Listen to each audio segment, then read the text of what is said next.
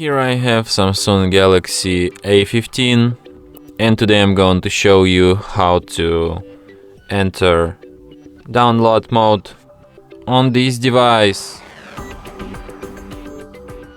So firstly, you should turn your device off by holding down power key, and after it turns off completely, what you'll have to do is to hold down both volume keys, and while you hold them, connect your device to computer with USB cable, and after that this download mode will pop up.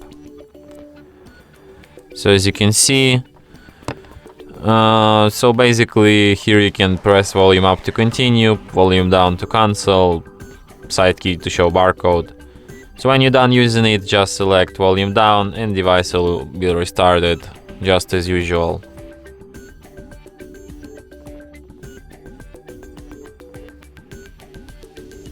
And that's it.